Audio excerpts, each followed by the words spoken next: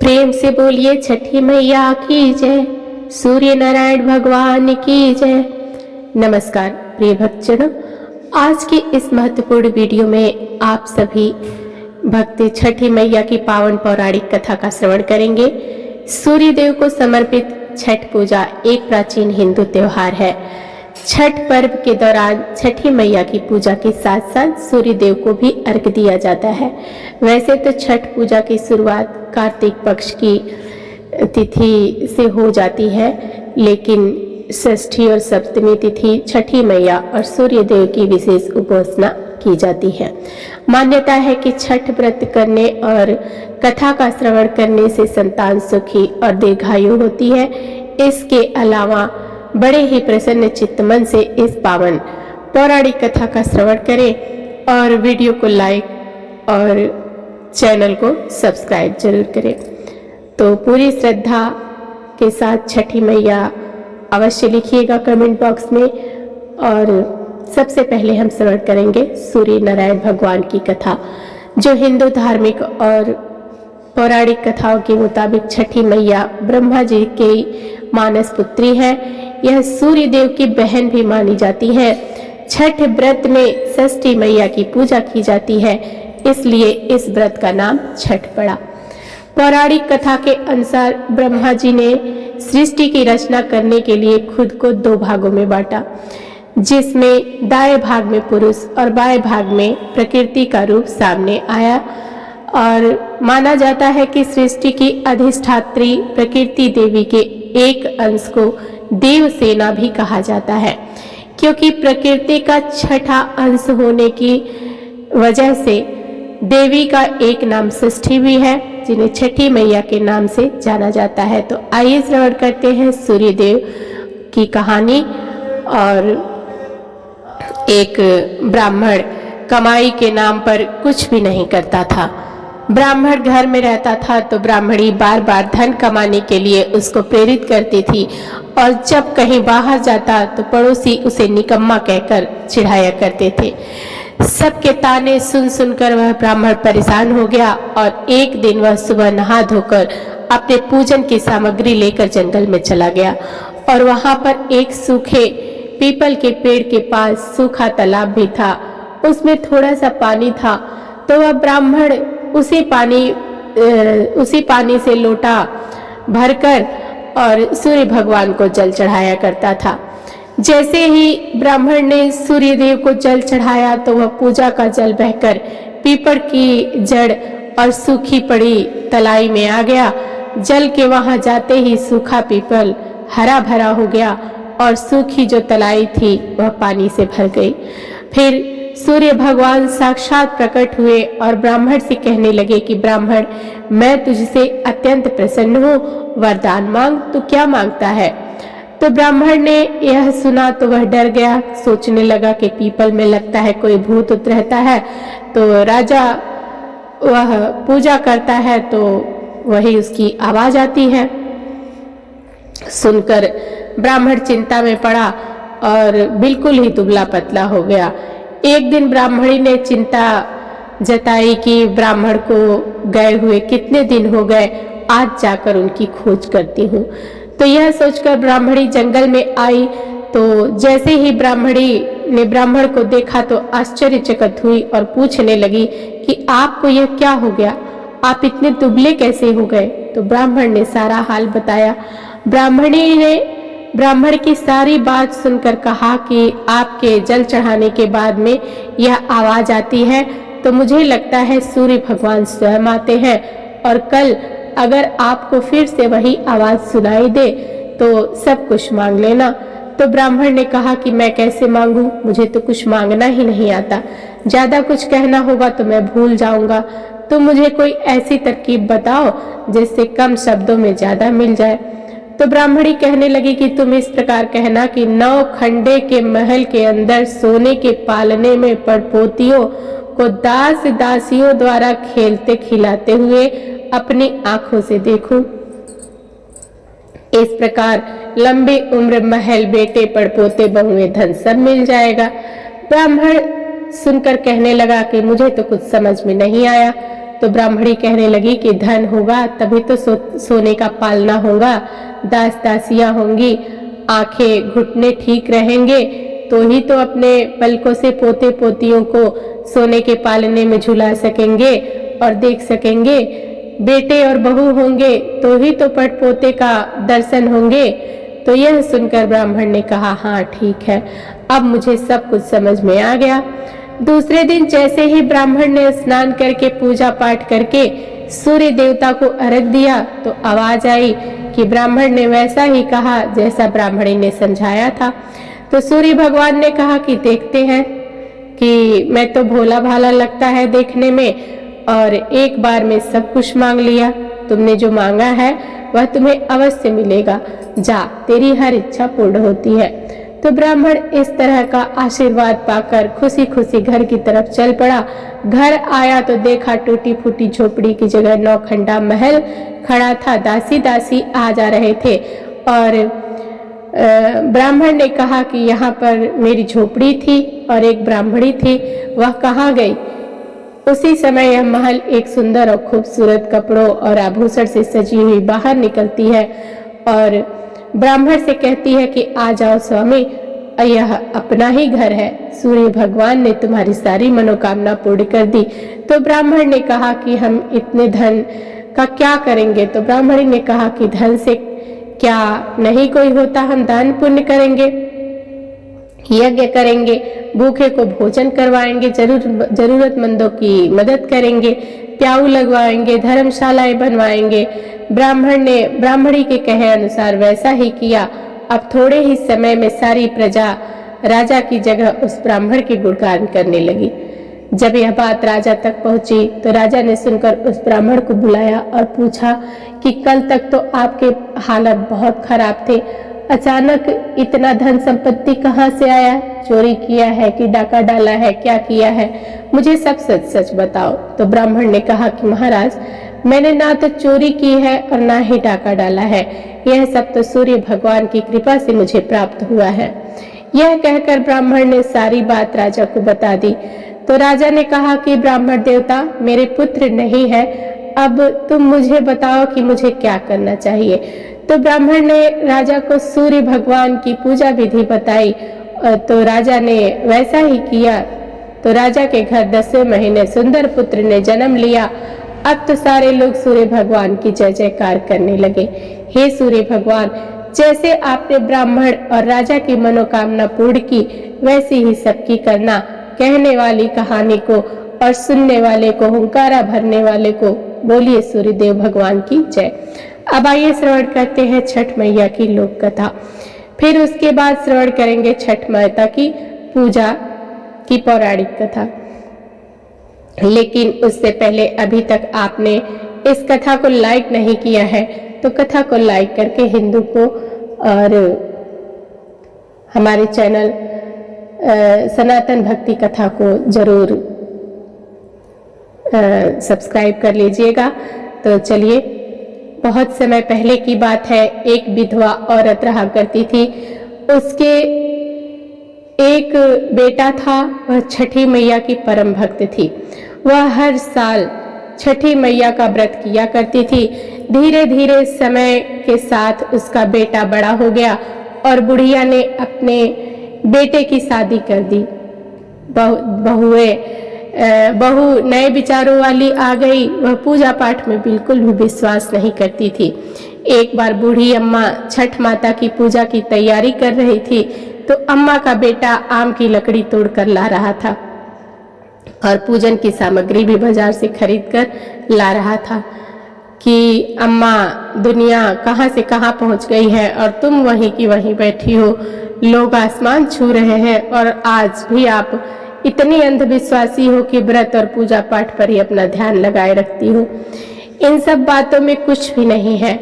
मैं आपको समझाऊं, पढ़ी लिखी बहू की बातों की बूढ़ी अम्मा पर कोई असर नहीं हुआ। बूढ़ी अम्मा तो अपनी ही धुन में मस्त थी। जब बूढ़ी अम्मा छठ पूजा के व्रत की तैयारी करने लगी तो उसकी बहू बोली, यह सब बेकार की बातें हैं, इन सब में कुछ नहीं रखा। आप उम्र में अगर आप इस उम्र में अगर तुम 3 दिन तक भूखी रहोगी तो बीमार पड़ जाओगी और अपनी सेहत बिगाड़ लोगी।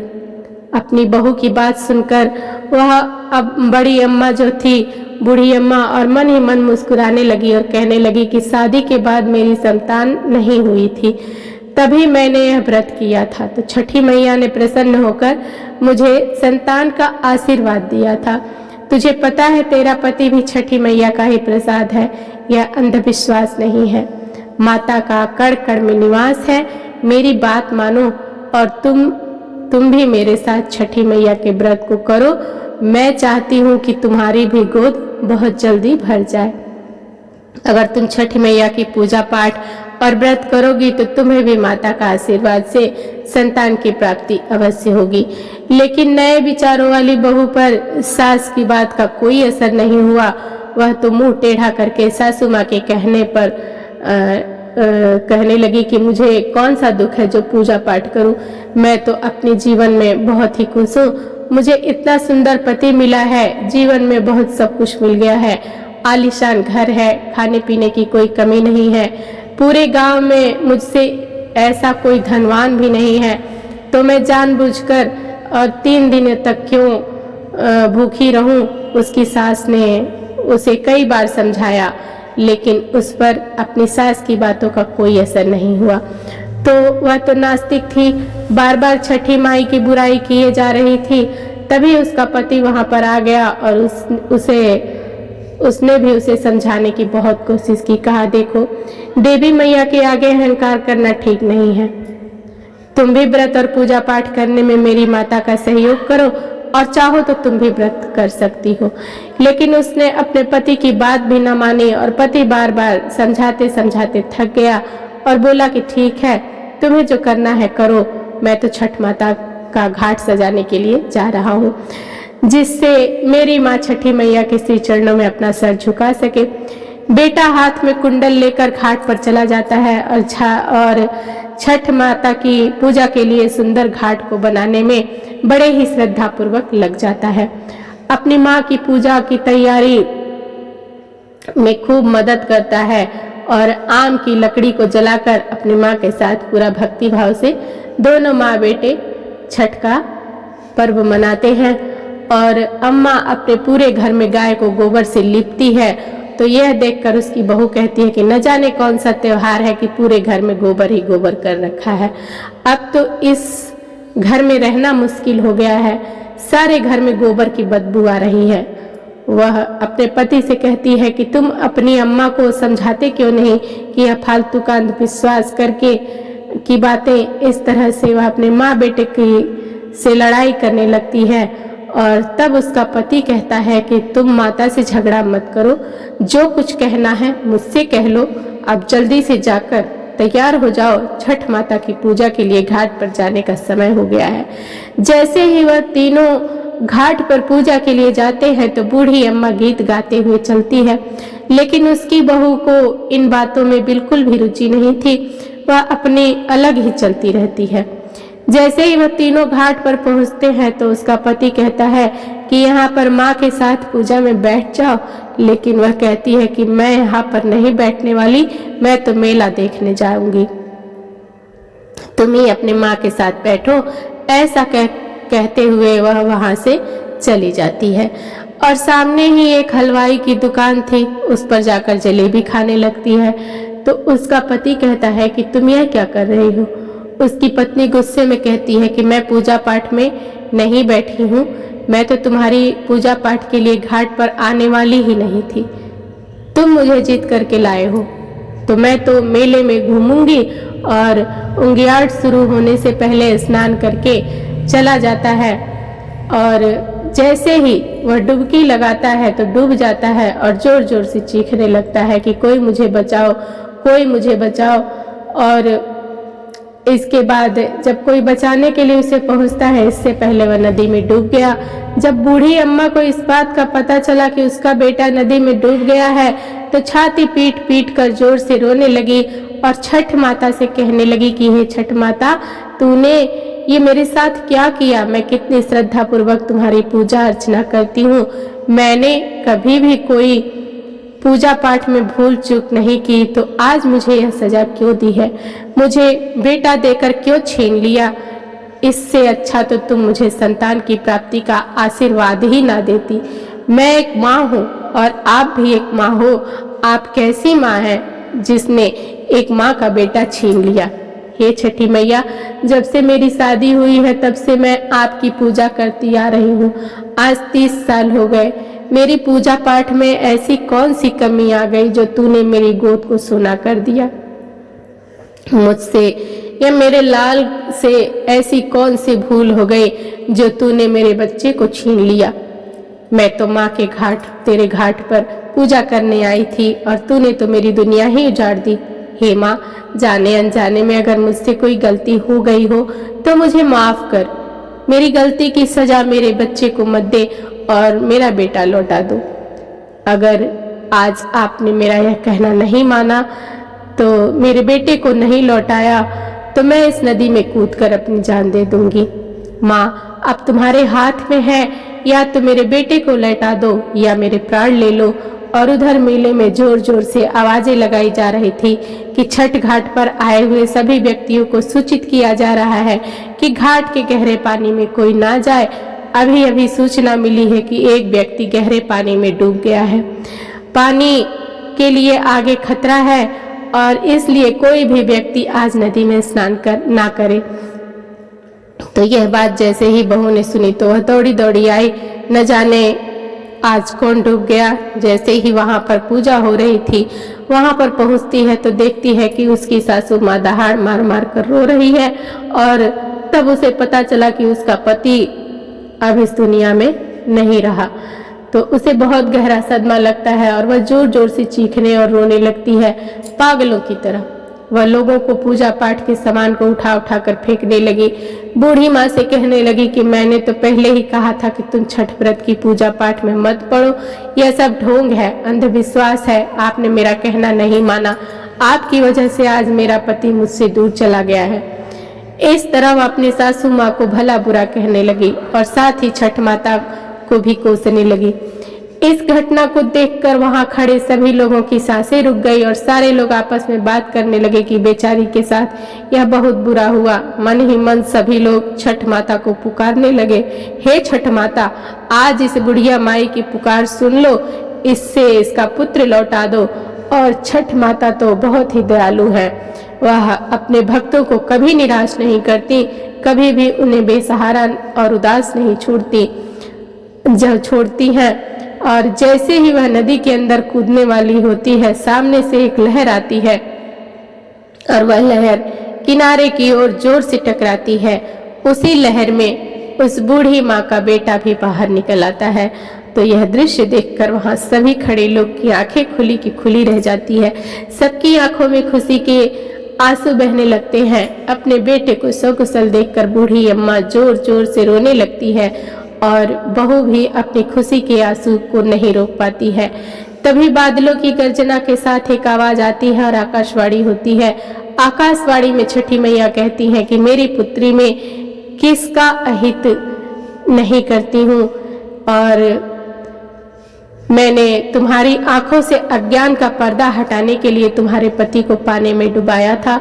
मैं तो सदैव अपने भक्तों की रक्षा करती हूँ। इस कलयुग में जो भी भक्त मेरे सच्चे मन से पूजा करते हैं, मैं उसकी सारी मनोकामनाओं को पूर्ण करती हूँ। तूने आज अपनी सास की पूजा और व्रत को मजाक बनाकर अच्छा नहीं किया।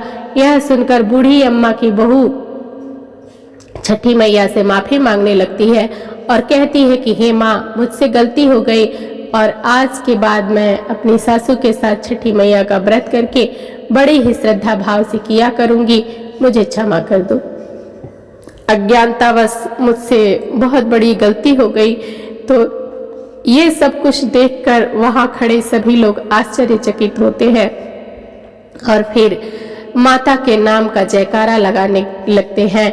तो यह सब कुछ देखकर बूढ़ी अम्मा बहुत ही खुश होती है और अपने बेटे और बहू के साथ खुशी खुशी छठ माता की पूजा करती है। उसके बाद बहू भी अपने सास के साथ हर साल छठी मैया की पूजा और व्रत करना शुरू कर देती है। तो छठी मैया की कृपा से उसे भी पुत्र रत्न की प्राप्ति होती है। इस तरह वह बुढ़िया और उसका परिवार छठी माता की पूजा से पाठ से सुखी और संपन्न हो जाता है। बोलो छठी मैया की जय। अब श्रवण करते हैं छठी माता की पूजा पाठ से सुखी और संपन्न होने वाला और कथा, जो एक पौराणिक कथा है। तो उसके अनुसार राजा प्रियव्रत नामक एक राजा हुआ करते थे जिनकी कोई संतान नहीं थी। तब महर्षि कश्यप ने पुत्र प्राप्ति के लिए राजा के यहाँ एक यज्ञ का आयोजन किया और महर्षि ने यज्ञ आहुति के लिए बनाई गई खीर को पर्व की पत्नी मालिनी को खाने के लिए कहा। खीर के प्रभाव से राजा और रानी को पुत्र हुआ, किंतु वह मृत था। प्रियंवदा से कहा कि सृष्टि की मूल प्रवृत्ति के छठे अंश से उत्पन्न होने के कारण मैं षष्ठी कहलाती हूँ। माता ने राजा को अपने पुत्र का आदेश दिया और दूसरे को भी यह पूजन करने के लिए प्रेरित करने को कहा। राजा ने पुत्र की इच्छा से देवी षष्ठी का व्रत किया और उन्हें शीघ्र ही छठी मैया के पूजे जाने की परंपरा आरंभ हुई। और एक दूसरी कथा के अनुसार महाभारत काल में कुंती पुत्र कर्ण को दानवीर माना जाता है और जाता था कि सिर्फ कुंती माता की नहीं अपितु सूर्य देव के पुत्र भी सूर्य देव के कर्ण के विशेष कृपा थी कि कर्ण नियमित रूप से प्रातः काल उठकर सूर्य देव को अर्घ्य दिया करते थे। तभी से एक पर्व के रूप में सूर्य अर्घ्य की परंपरा का आरंभ हुआ। इसके अलावा कुंती और द्रौपदी के भी व्रत रखने का हारा उल्लेख ग्रंथों में मिलता है। ऐसा कहा जाता है कि द्रौपदी के छठ पूजा करने के बाद ही पांडवों को उनका हारा हुआ सारा राजपाट वापस मिल गया था। और मार्कंडेय पुराण में इसी बात का उल्लेख मिलता है कि छठी मैया प्रकृति की अधिष्ठात्री देवी है। इसके साथ ही भगवान सूर्य की बहन भी छठी मैया को सुख संतान की दीर्घायु और सौभाग्य प्रदान करने वाली माता माना गया है। जब बच्चे के जन्म के छठे दिन उसका छठी पूजन होता है तब इन्हीं माता का स्मरण किया जाता है। इनकी कृपा से न सिर्फ संतान को हर तरह की सुख सुविधा प्राप्त होती है बल्कि उसके जीवन में आने वाले कष्टों का अपने आप ही निवारण हो जाता है। तो यह थी छठी मैया की पावन कथा, आप सब जिसे आप सब ने सुना। और प्रिय भक्तगणों, आपको यह कथाएं पसंद आई है तो लाइक और शेयर अवश्य कर दीजिएगा और कमेंट बॉक्स में छठी मैया की जय अवश्य लिखिएगा। तो मिलते हैं अगले दिन अगली कथा में, तब तक के लिए जय श्री राम, हर हर महादेव।